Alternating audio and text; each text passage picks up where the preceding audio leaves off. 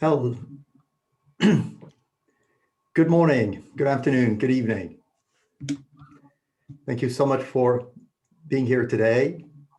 I just wanted to leave you a few more seconds so that, we get everybody on board, and then we'll be able to start in the next few seconds.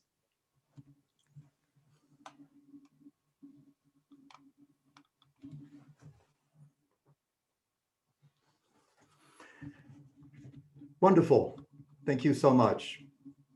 So, there's one business quote that Ricky Nowak, our speaker today, favors very much, which is, if you don't ask, the answer is always no. And if you have answered yes, I think you have to smile and take a deep breath, because you're among friends. And I'm afraid that you have, like us, left money on the table before, for sure. If you answered no, that you might be here on a journey, to a reality check, because there's a new way of presenting, and that requires a new set of skills. Ricky Nowak, our speaker today, helps leaders like yourself achieve transformational change and results for themselves, for their team, and for their businesses. She's really committed in helping you, develop those authentic style and presence so you can really communicate with effectiveness and greater results. Over the next 60 minutes, she's going to really drill down and share with you tried and tested and trusted ways really to commercialize your conversation, to really win business. And in the current times, all the more important. Ricky will be discussing with you how you can ask for business, ask for referrals, and get your clients and ask questions to your clients to make sure that you really resonate with them, because so that they want to do business with you. Ricky is a very talented speaker. She is the author of 4 business books. She's facilitated over 4,000 events throughout Australasia. She's worked for top 100 companies in many industries. So she's the perfect speaker to really raise that topic today. She's also one of the 97 speakers holding this global speaking accreditation of a certified speaking professional. And she's also Marshall Goldsmith stakeholder executive coach. Ricky, it's a real pleasure to have you on board today. I think it's a great topic, and helping us commercialize our conversations today in the current turbulent times we're going through is really, really, really important.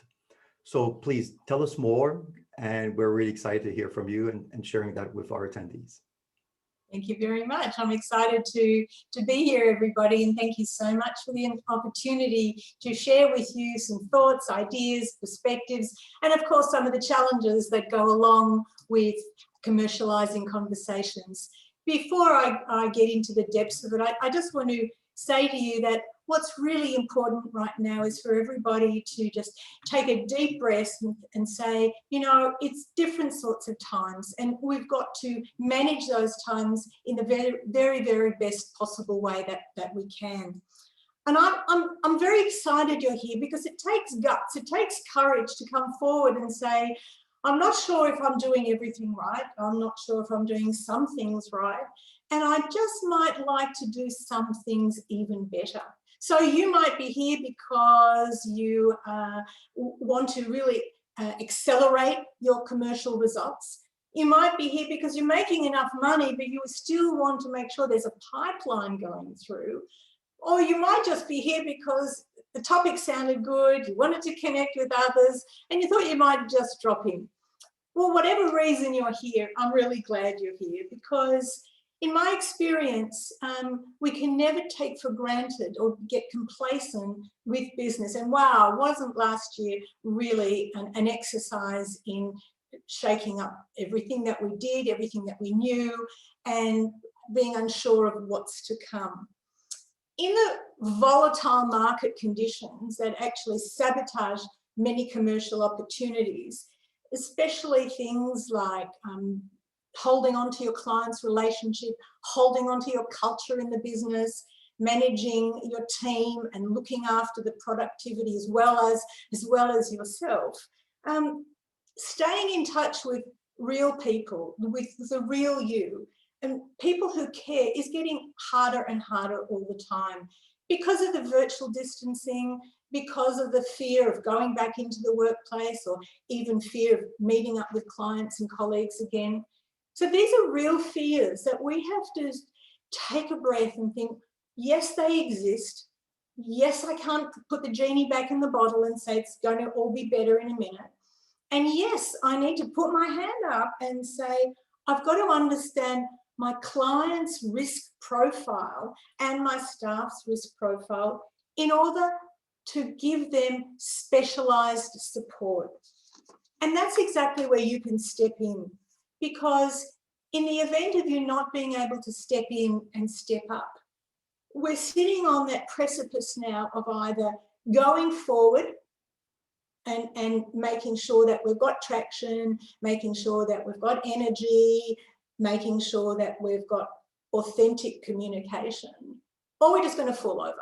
And I don't think there's very much in between. So let's explore this. But as we go through it, please put your comments or questions in the chat line, and Thierry will help me pull them up again if I miss it, because I want to answer some of the questions that are in your mind. I must tell you that this is one of the most popular topics I've run last year. And the reason is people are becoming more open and more honest about the challenges to commercialise their conversations and convert their contacts to contracts, or even just talk about money, ask for referrals, and just generally do business. So let me have a look now at the screen with you and take you into what I think is something that's going to give you an opportunity to crystallize what you're doing and let go some of the other stuff that may not work in this new normal. So the first thing that, you know, I think is really important is that we have to rethink the ways we work, don't we? It's our www.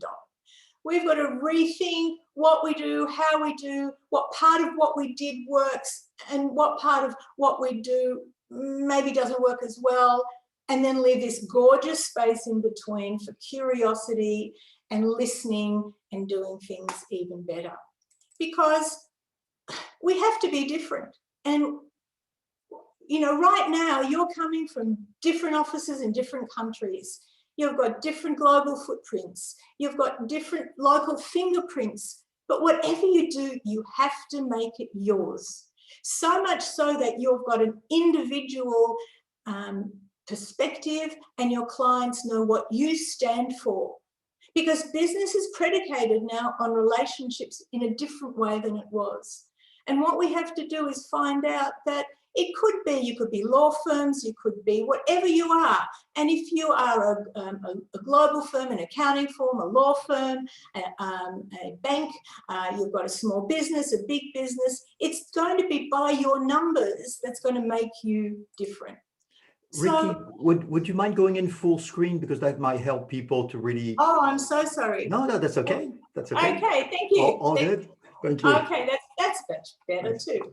Okay, but and what I want to say is though that while being different is great, it's still not enough. And I want you to think about in what way difference is good, and in what way difference might actually sabotage you. I love the quote by Charles Handy, who's an author and philosopher, who says, in an uncertain world, we need organisations and people that are, and look at these words, continually renewing, reinventing, and reinvigorating. And isn't that how you feel right now? That's what I'm feeling, and that's what I'm seeing. That if we don't constantly learn and constantly have a habit to relearn, when we're actually no better off than we were 6 months ago. So it's the onus is on us, and it would be remiss for us not to go forward. So, I mean, I know staying on the top is hard, And I know you've worked hard to get there and your people are working hard. And boy, they really did prove their pudding, didn't they? Last year when people were working around the clock and setting up their home offices and staying in touch with people. But once we got that going, are we going to be complacent? Because we're still waiting for something to happen. Well, we're waiting, but we don't yet have answers. So what we've got to do is stay ahead of the curve. And no better example of staying ahead of the curve is through the example of what Charles Handy drew up in what we call the sigmoid curve. And some of you may have done this in the past. You may trigger a memory. Some of you might have actually recognized that in the journey of the pandemic last year, and I'm certainly not going to focus on it, but it is a huge consideration now, that as you went through the journey and you're coming back out of the pandemic and coming through some of the challenges, you will get to that A peak again, whether it's in 3 months or 6 months or 12 months, it is possible. But unless you take that trajectory up again before you slide down or there's another occurrence, what we're going to do is find ourselves in dire straits and possibly behind where we were. So what I think is important to go back and have a look at what you're going to do differently, and think about why you're going to do it differently. Think about what is important for you and what is going to be important for the customer. And try and balance up the client preferences, what they're looking for, and the staff needs, because they have to come into play before you can commercialize your conversations, because it's all predicated now on the relationship between where you are and where you currently want to go. I'm going to ask you to think a little bit now about making the case for change and why it's obvious and why we have absolutely no better time than now to do it. And the reasons are the 6 crosses that I've got below. I don't want to read them out, you can read them there. But I want you to think about which one of these, or which 2 or 3, apply to you. Which one would apply to you? And for a lot of my clients that I'm working with right now, it's actually the first one, that business does not convert as quickly. People are hesitant, they're bunkered down, they're reluctant, they're thinking about it. They're not necessarily going to competitors looking for better quotes. They're just not doing, because it's almost like people have been immobilized. But once we've taken off the shackles, and once we have now realized that we will be inhibited more by our mindset than real opportunity now, I think we've got a great opportunity to move forward. So if any of these points here relate to you, I want you to think about, do you negotiate fees differently? Do your clients need to know your point of difference? Do they need to know why you deserve, or why they deserve to work with you? Do they know how much you care? And do you know what's the return for you? A, if you do something, and B, if you don't. So, but it's not easy, and I get that. I understand for some people, they've always said, look, I'm an accountant, I'm a lawyer, I'm working in finance, I'm working as a mortgage broker, I'm working in IT. Winning business is not my thing. Hey, I never went to university to do a sales course. I'm not somebody who finds this type of chit-chat easy. Don't consider me to go out and be the rainmaker. Oh, that's not my thing. You want me to do a technical job? I'm an expert. But hey, don't ask me to talk numbers, because I don't feel like I want to sell. If people know what we do, they should come to us. We shouldn't have to sell. But honestly, when we think about it now, the commercial reality is that everybody's responsibility is to commercialize the work that they do in some shape or form. And, you know, The work does not just begin upon confirmation that you sell. The work begins from the time you begin the relationship or the exchange with your client.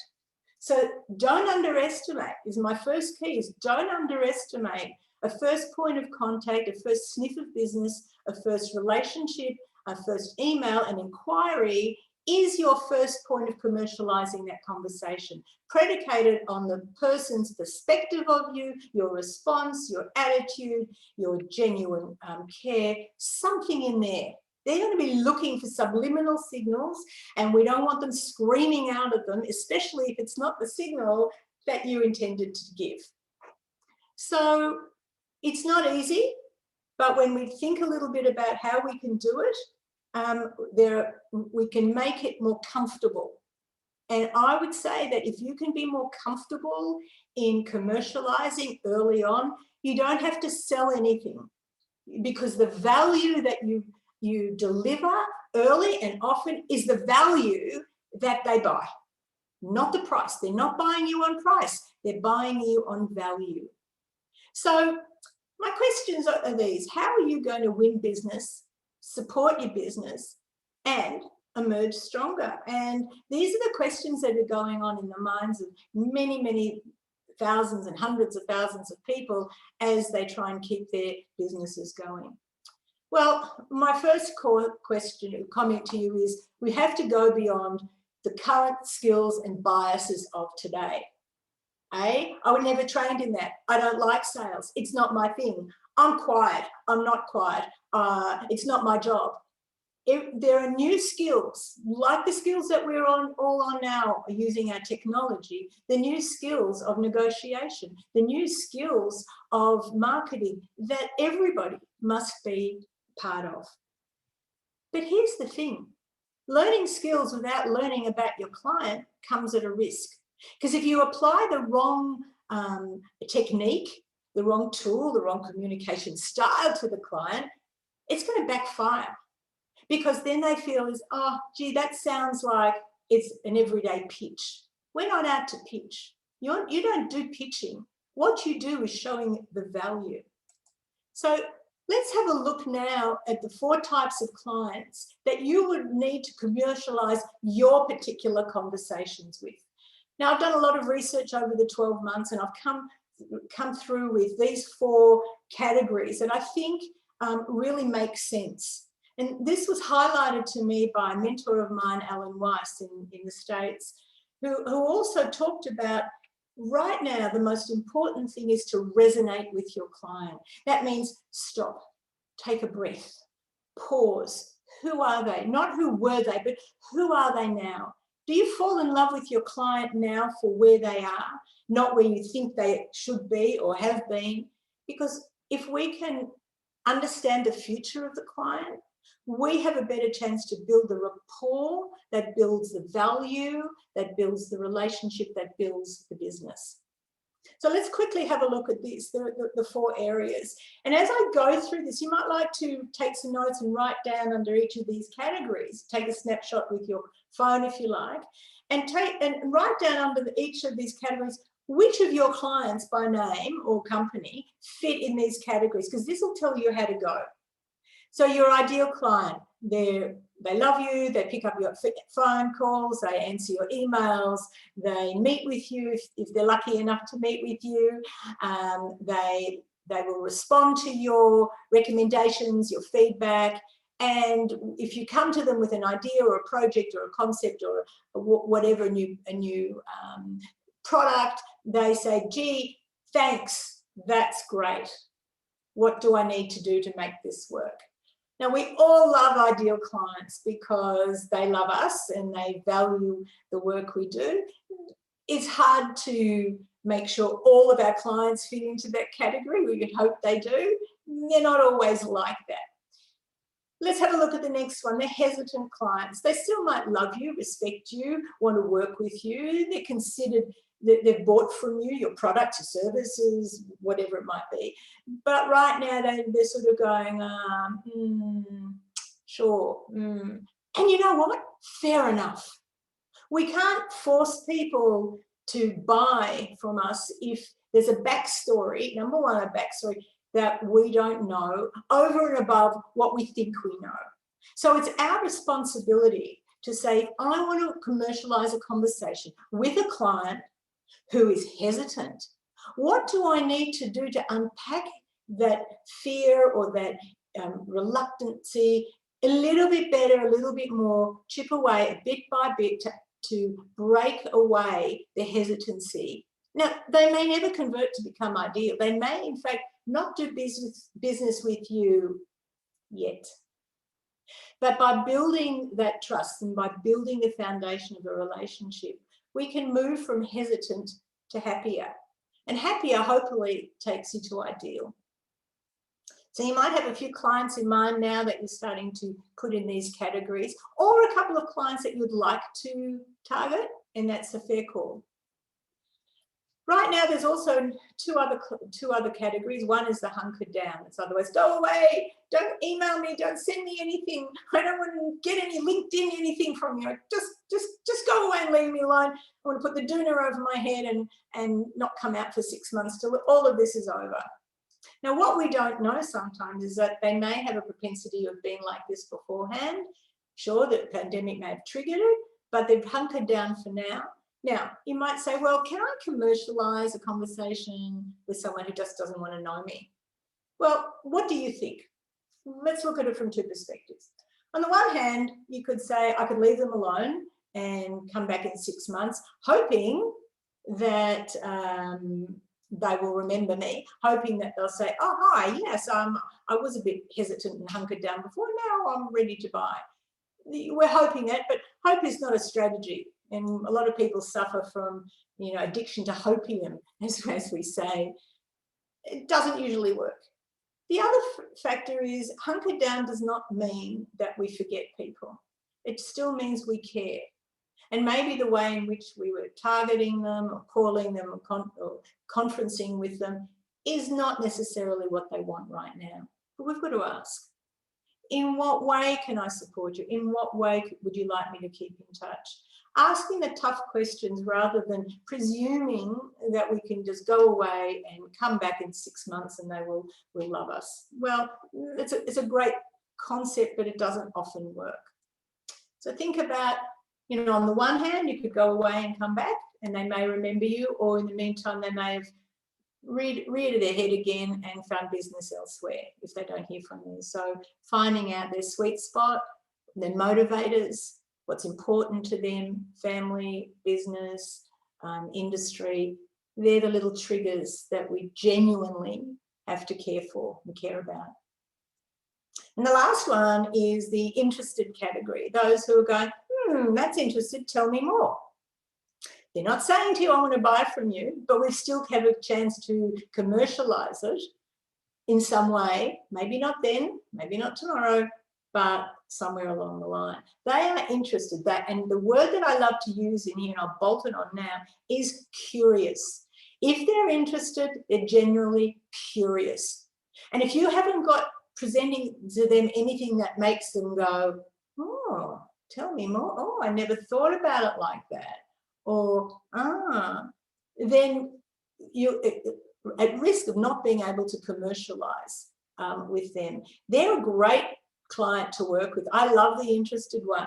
In fact, I love them more than the ideal in many ways, because we can build lots more opportunity with an interest. And sometimes you go in with one thing and it's not at all what they wanted at all, and you find this lovely new innovative idea.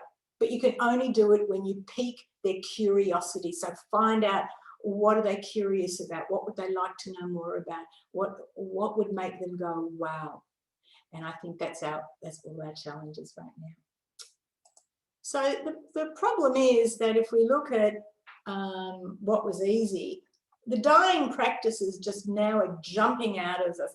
Forget all of the dying practice, because they're not working in the same way. We have to stretch ourselves really well now, and looking at building the safety, the trust, and the empathy with clients. And in order to build commercial conversations, these are the things that start the conversation, and these are the things that make the biggest difference. So how do you do it? It's hard. You've got to learn to ask some pretty difficult probing questions. You've got to make your meetings interactive. They've got to zing. They've got to make people go, wow, I didn't expect that. And I'm challenged. I've been probed. I've been excited by that. I'm now thinking differently. You've got to go to your clients, go to them on site, meet them where they hang out, meet them where they go as best you can. And if you can't get there, ask them to take you around their office on their phone, because you've got to see where they live. You've got to see that feeling. You've got to work through it with them, because commercializing conversations is holistic. It has to be across all areas of their life now, because everything that we're doing is across all areas of life. So just sort of take that in for a minute, and if you've got any questions, maybe Thierry, if you want to shoot it across to me, I'd love to answer them. Absolutely. There's, sorry, Ricky. Can you tell us how you would create that wow, I would say, meeting to impress clients and build a stronger rapport and try to go towards commercializing the conversation? Starts with understanding the motivators of your client. What's going to excite them, what's going to challenge them, what will make them feel as though you give a damn, basically. And in order to do that, we've got to do our homework before we do our mouth work, right? So it's really about, who am I talking to? What's important for them? What's happened in their lives? And we can't always find out. And maybe there's a lot there we don't have to find out, or it's none of our business to. But genuinely, if we want to start that conversation, we've got to understand what their motivators are. And that brings them closer to us, and it neutralizes the gap between they are the client and we are the provider. And it just makes us more human in our habitats and more human in our conversations. And right now, if we can do that, we are ahead of the pack. Thank you very much. So I use this little tier here called the ABC. Feel free to use it yourself. You can do it for the sort of things that you will do, you'll absolutely do, what you're going to do before when, or what can wait. So it's got two applications. Once again, what you're going to absolutely do, what you'll do before when, what can wait. But this is a foundation for our commercializing conversation. We need to understand more about our client than ever before. And if you haven't got time to do that, you'll find that they haven't got time to do business with you. It's simple math. 1 and 1 make 2. Understand more about me, understand my motivators, understand about my future and my issues, and humanize the conversation, and you can show me your value. Because you will sell them the problem back to them just by listening to what they have to say. It gives you an opportunity to actually be the solution. And I love that, because together, when you find that solution and they are part of the solution, they will buy. If you come in with options and they don't like them and there's none of them in that option, they won't buy the conversation, and they will check out and stop listening well before you speak, you stop talking. So I want you to think about that. So if you're trying to sell and oversell, and perhaps they bought a long time ago and you didn't recognize the signals because you haven't stopped talking before they stopped listening, they're not going to you won't commercialize that conversation. And that means you've wasted time, resources, energy, effort for you and your team. So I've created these 5 laws of commercializing conversations. You can take a screenshot. I'm happy to answer any questions directly to me, ricky@rickynowak.com, or through LinkedIn. If you want more information on this, because to me, it's about these 5 areas, and I'm going to take you through the first one now, which is the law of centricity, which is really understanding your client's emotional, financial, physical, and operational status. That's it. That's really, if you've got that in hand, you can commercialize, because you are focusing in on the triggers that matter to them. I call it, concierging your client in a way. It's showing client centricity, because it's really not about us. Today's not about me. I'm delivering the information, but it's not about me. It's about making you special. It's about giving you value. It's about working vigorously with you and earning the trust.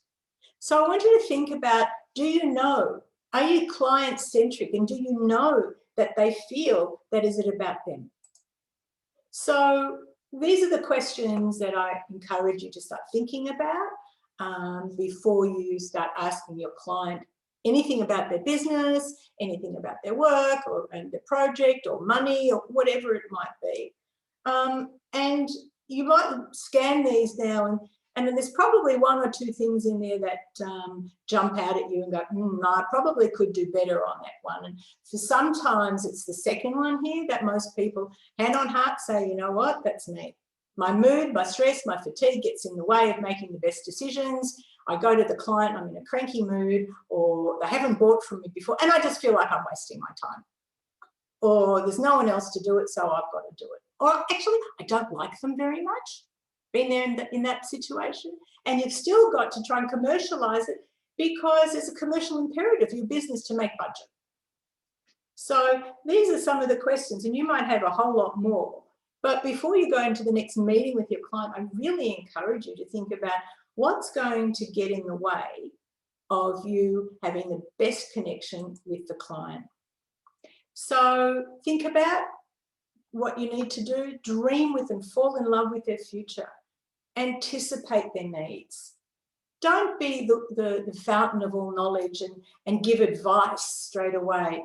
Sometimes people don't really want advice. They just want to talk, and they just want to think out loud with somebody.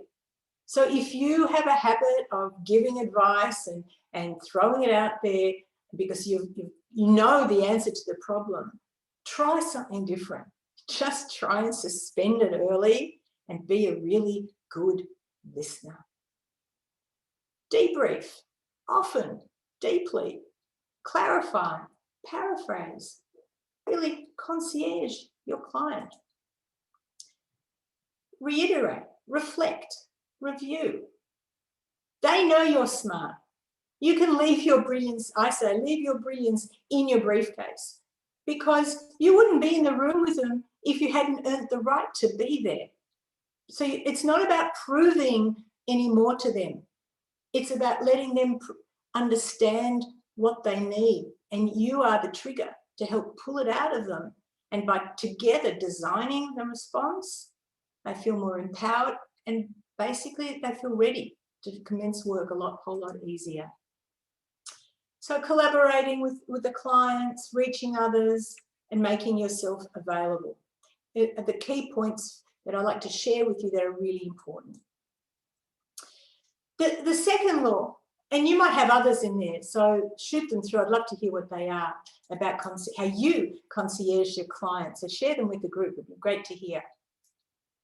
The law of understanding. The understanding is basically showing great support, and the objective to commercialise it is to have your client say back to you, so what do you think I should do now?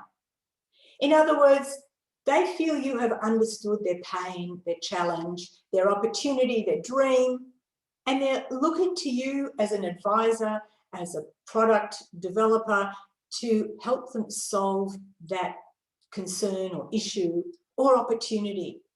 And understanding is one of the greatest gifts that we can give people, when they feel that they are truly understood. But here's the thing.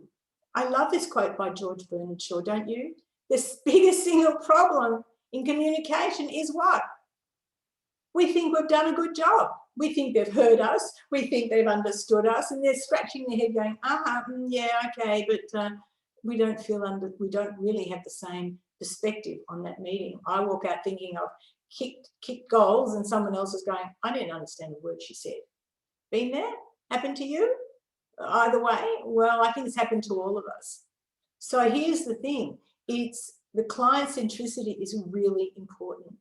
And I caution you again and again just to stop and pause and think about, are we overselling? Are we overgiving when we disproportionately take over in the meeting and not enable the clients to have enough airspace? So that airspace is really gorgeous. So there is what we say sales cycles in here, and there are 4 of them. And I'm going to work very quickly on these because these will help you understand how you can commercialize understanding the cycle without being a salesperson. The first one, as I said, and it's just a bit of a reiteration of what we're talking about, is building empathy and understanding before you do anything, and finding the common ground, finding the things that motivate, inspire, make someone curious, and understand the world of your player. Reflecting back examples, not the great examples of other clients that have no relevance to that client, but having a repository of terrific examples that you've got to talk about, but not yet. But reflect back their examples without adding any more, without saying, that's a really good example. Yeah, but have you ever thought about? So we don't have to do that. We're just reflecting back in a way that they understand that we have heard them, we appreciate where they currently are. It's the next stage that's most important. It's about creating vision and options. And this is the biggest piece and the most important one, that you spend time on daydreaming and blue sky thinking, and then you can go to looking at more, orientated around commercial acumen, of course, which is really important. But the problem is, when we do that, we often don't leave enough time to close the deal. And meetings close prematurely without someone going on to a conceptual agreement that right now we're ready to close the deal, because we've run out of time, we've spent too long daydreaming, we've spent too long on options, we haven't spent enough time crystallizing and closing the deal. And if you look at the word close, you only have to cross off that C, and what do you get? What word do you get? You get the word lose. And that's what happens. So all of this great work over there, you end up losing. So whatever you do, when you map out your conversation, and I would encourage you, put it into 4 blocks across a page, and then under each one, what are you going to do to build empathy and understanding? What examples are you likely to include? What visions and options would you like to discuss? And how much time will you cover in closing the deal? Ricky, yeah, we have a question. How do you recognize, buying signals in the conversation? So, it doesn't look like you're too hungry for the business. Yeah, and that's a really good point. I think many people are very passionate about what they do, and they go in perhaps a little bit heavy-handed with the things that they can do for a client. So what they're doing is they're on a roll, they're in flow, and they've got their conversation, their slides, their documents, and they want to go from A to Z, particularly in that order. What we're not seeing enough of is flexibility. Are you prepared to let all of that go when you just get a sense that the client's not on board with you, or the client, there is a buying signal, but you've just gone right over the top of it because you've got an agenda, you want to make the sale. So this is about intuition and trust.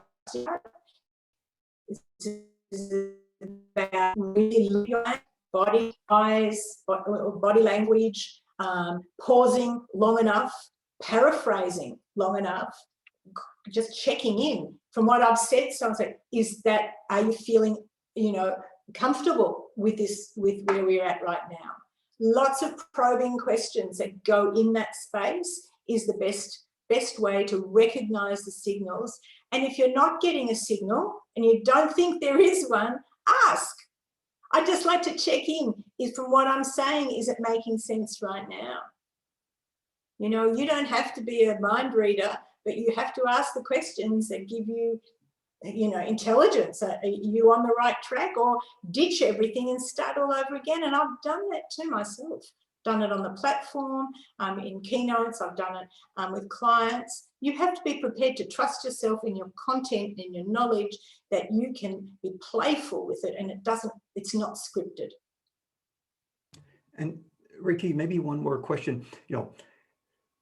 We don't always see ourselves as, rainmakers and being able and leave the commercial details, to others. How would you recommend that people can become more comfortable, when asking for the business? Lots of practice around informal conversations, trusting yourself to have a humanized conversation, not to anything that's too contrived. So it's building a new skill. I talked about earlier about building new skills. This is about building new skills as well. And we've got to get really good at building those skills and practicing with colleagues, practicing with a coach, practicing with getting feedback from clients is a great way. And some clients are really happy to give you that feedback. And I honor that. I think that's amazing. So let's move on a little. These are the buying signals again. Glad you asked the question. Get perfect timing. Look for changes in pitch and pace, your body language, emotions and expression. And, call it out, what you're seeing. So the next one is the law of the constant sale. We often say that the selling or making the deal starts at the beginning of the relationship, not the end. And I want to impress that on you, because a sale is based on everything from intuition, feeling, and previous history.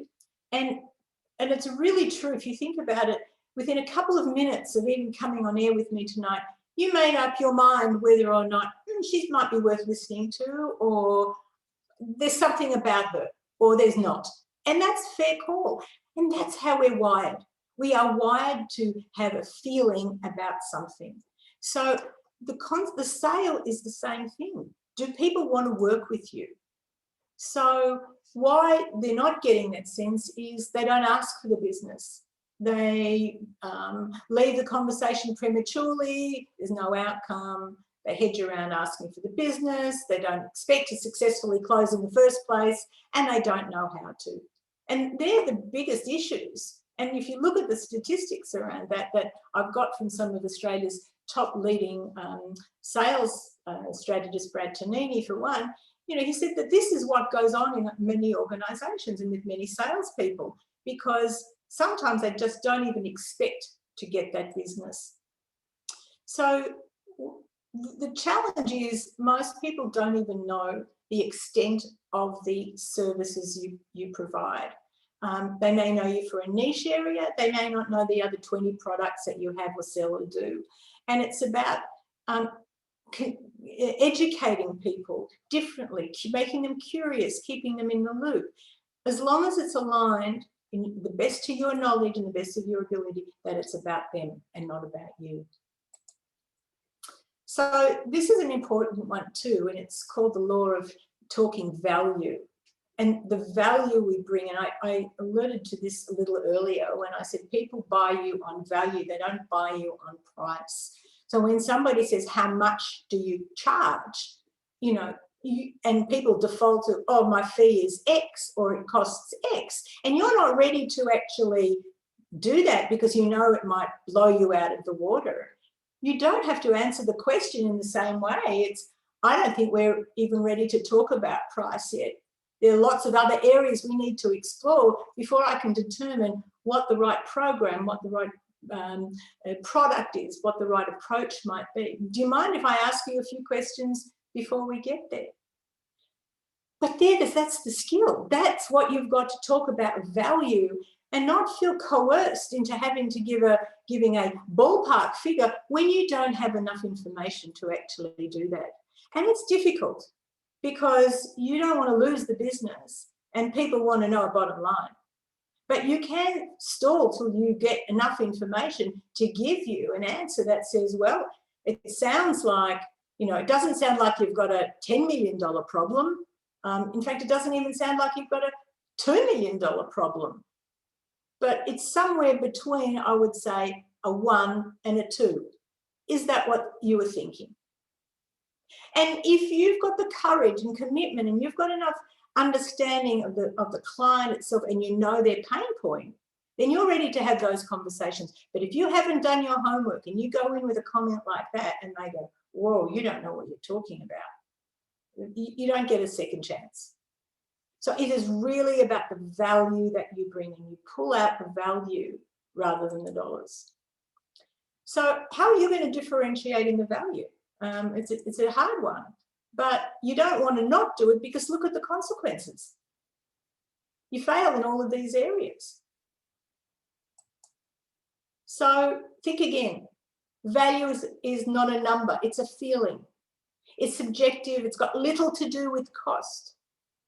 So how are you actually going to do it? So if you're talking dollars, set the scene, allow for opt-in, and customize your cost together. There are a couple of examples. I'll be sending the slides so you can look at this as well. So, you know, really explore what you think you can do here, because you have options. And it's up to you to craft a number of them and have them ready to use. You don't have to use all of them. You don't even have to use some of them, but you've got to know which one to use at which particular time. And the last one, as time is running quite quickly, it always does, doesn't it, when you're having fun, is what I call the law of referrals. And so many people don't ask for referrals, or they wait till a service has been completed and come back in 2 months and I'm just checking in. I'm sure you're happy with our program or project or whatever it is. We'd love a referral. And they go, sure, thanks, bye, and nothing ever happens. And you go, well, I asked and they didn't give. But you're asking at the wrong end. You're asking when the job has been done. The law of referrals begin with the beginning of the sale, at the very point of sale, when you're building rapport. Now, you're not going to come out bluntly and say, listen, I'm happy to do the job for you, and by the way, will you give me a great referral? But what you're doing is you're seeding it. You're seeding it in the conversations. So it'll help you convert when you need it. So, for example, conversations like, I'm really glad to have met you, because it's upon referrals to you, as we got from so-and-so, that gives us an opportunity to work with great firms. And some of the firms that are really aligned with you have been X, Y, and Z. So there's subliminal cues, but it's also about not being shy to request the type of referral that you actually want, because you have to keep your pipeline open and demonstrate the initiative. People genuinely may want to give you a referral, but it's not the first thing on their mind. The first thing in their mind is to act on the great service that you've provided them. And if by chance, in a conversation over at a barbecue or with a colleague, someone says, oh, hey, do you know someone who? And you go, oh yeah, I worked with this so-and-so, I must find the number for you, and they forget. Or sometimes it comes through, but we've got to actively provoke those conversations by delivering all sorts of advice. So here you go. You can request a testimonial. You can request a testimonial to industry connections, and you can qualify your introductions. And you think about actually spending some time crafting your testimonials for different people at different times. You will have success, but don't wing it. Don't just stumble it out. It has to be really well thought through. And that's what I love to do with my clients in my coaching sessions, is help them craft the conversation. A, that feels natural. B, that is the words that they would use. And the third thing is make sure that they don't need to read it, that they can actually use those conversations spontaneously. So in summary on that, you know, doing good work won't guarantee referrals, but asking actively will. So we're coming to the conclusion right now. We've got another couple of minutes, if that's still okay, to complete this. These are the 5 laws around a pentagon. And if that was you in the middle there, and they were numbered 1 to 5 across those circular lines, 1 being the lowest energy you've got on that, and 5 being the very best you rock, just think about, and maybe just write it down on your paper or your iPad, just what actually is your highest score and what is your lowest. And as a result of today, start thinking about working on just one of those laws at a time. And I would say to you that if you just work on one at a time, you're actually going to start moving the dial towards commercializing conversations far more effectively than you would think. And it's often the one that you're not doing well enough is the one that you need to do most. So as a result of today, you know, use your ABC. What's the absolute most important thing you're going to do as a result of the day? What's it before? What are you going to do before the end of February, before the end of the financial year in Australia, or before the end of whatever? Put a date on it. And then there's that lovely piece that can wait. It's not urgent right now, but it might be something that you need to be doing and consider, but don't let it drop off the agenda. I'd love to hear from you and to hear what your ABC is, so shoot it through to me. Stay in touch through any of the mediums. I'd love to know what you're doing and what you're doing well, and should I be able to help you in your businesses do the things that to help you accelerate and augment where you currently are today, and emerge stronger, it would be my greatest pleasure. So thank you very much.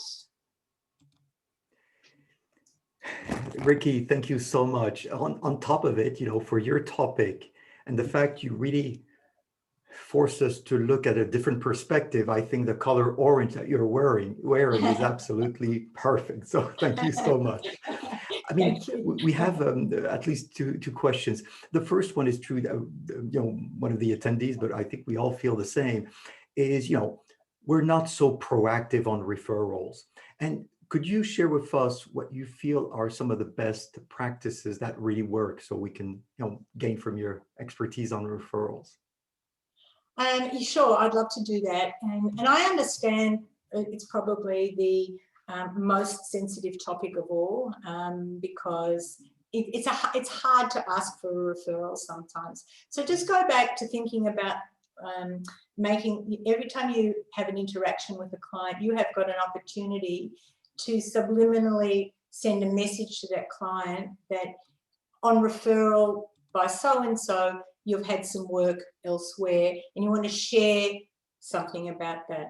It's about having a meeting with your team and saying, guys, what are we doing and what can we do a little bit better to support the work that the team is doing? So I understand the body of work in different departments, but I also need you to know what I'm doing so you can cross-sell. We can cross-sell to our clients and we can refer each other. It doesn't have to be me. If I can refer another department or another part of the business, that's a good referral as well. We need to follow up. We need to ask for the testimonials. We need to be proactive in that, because that social proof is the evidence what people buy. And if you can't articulate why a referral is really important for you and why a referral from Thierry is really important, and why that if I had that referral from you, Thierry, I would be really grateful, and I'll keep you in the loop and I'll honour the work that I do for those who you put me in contact with. And they're the sort of conversations we really have to get good at. And Ricky, a quick question. On occasion, you have some clients who, because they don't have the time, they would like you to facilitate that task. How would you embark into a conversation where maybe you try to suggest also something? Just, of course, they're always going to be able to change the text, but does it help some clients to actually give them some kind of a pre-written, you know, testimonial? Look, sometimes if a client has said, look, I'm really appreciative of the great work you've done, that's very nice, but that's not going to sell another opportunity. So your testimonial or your referral, your testimony has to show the value of what you've done for them in commercial sense, or statistics, or something. You've increased the value by X% is always a good one. You don't want somebody to say it was great. It was great can mean a whole lot of things. It doesn't mean anything. What people are looking for is a result. And you did that for them. I want some of that. I'll have what she's having. And that goes no further than that. I want the same sort of, or even better. And that's what you're looking for. Definitely. One question also, building rapport takes time, and it's not always easy, with every client. How do you commercialize, the conversation when you're still trying to build the relationship? Good question. I'll answer it in two parts if I can very quickly. One is with some people, you just kind of cut it and say, I can't build rapport with this person. And we've got to say, who else in my organisation could I bring in to help build rapport with, Sally, because it's not happening. And by not bringing in someone else, we could lose the business. So you may not be the right person for every job and every client. And that's why I said understanding the needs of the client is really important.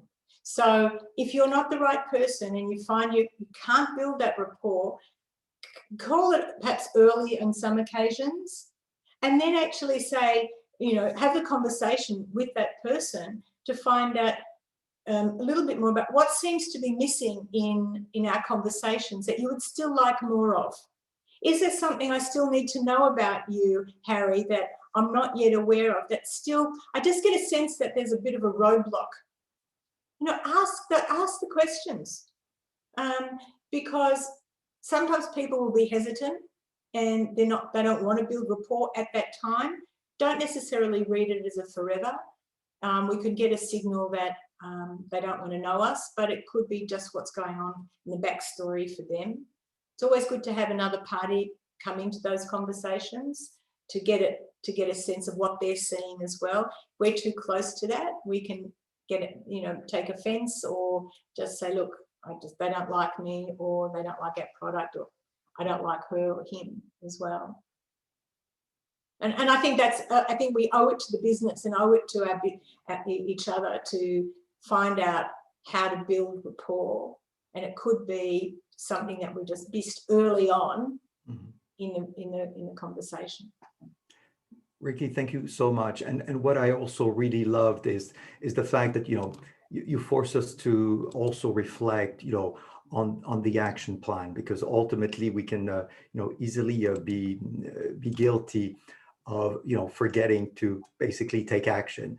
And ultimately it may start, as you mentioned, about, having clear identity, clarification on, where the client stands between whether being, I would say, somebody that needs to be a hacker down, just interested, or the ideal client. So thank you for that. Thanks. Stay with us. We're going to be also sharing a little bit more about, what we do every day with clients. And I wanted to introduce Dr. Jack Jacoby, who's going to be telling us a little bit more about the product and services we deliver. So you can basically move forward and build, I would say, a more healthier and resilient business. Jack, thank you so much. Thanks, Thierry, and thanks, Ricky. It was fabulous.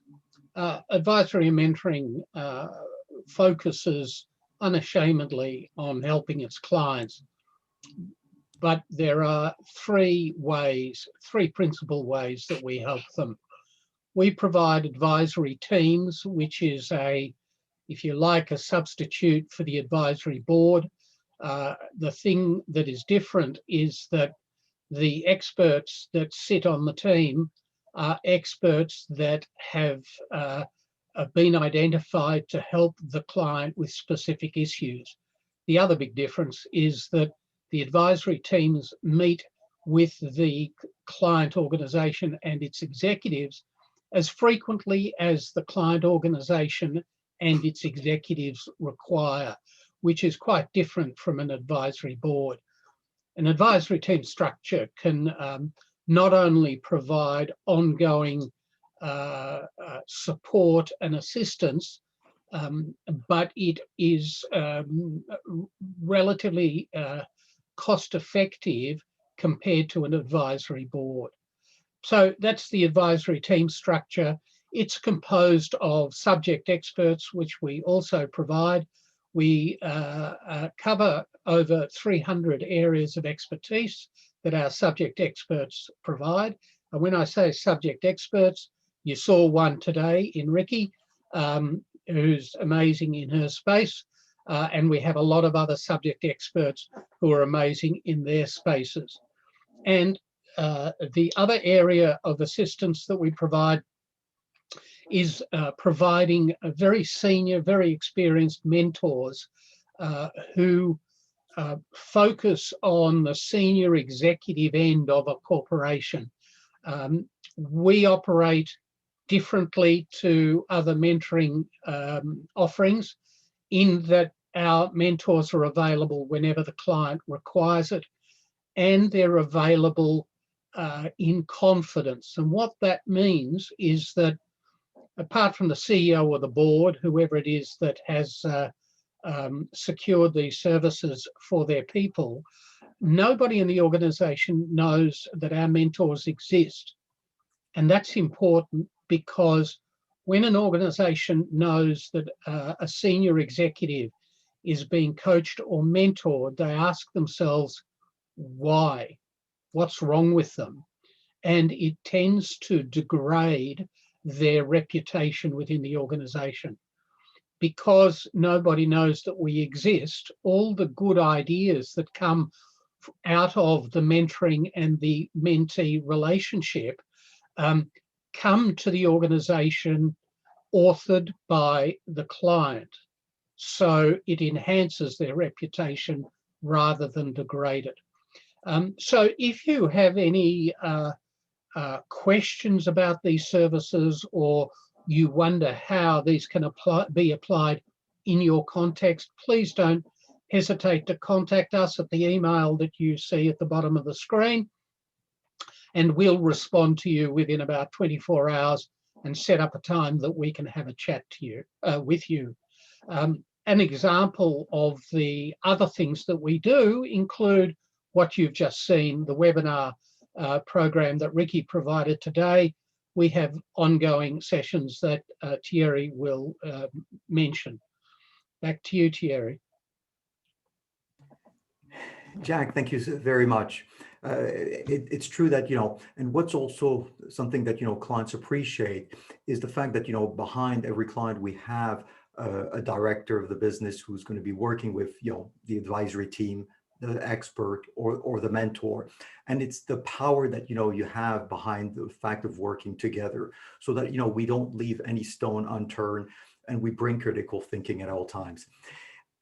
Ricky has been, of course, exceptional today, and that's why she knows she's coming back, because ultimately we want to make sure that we bring you, more, high level, but also very practical, knowledge for you to have that healthier and more resilient business.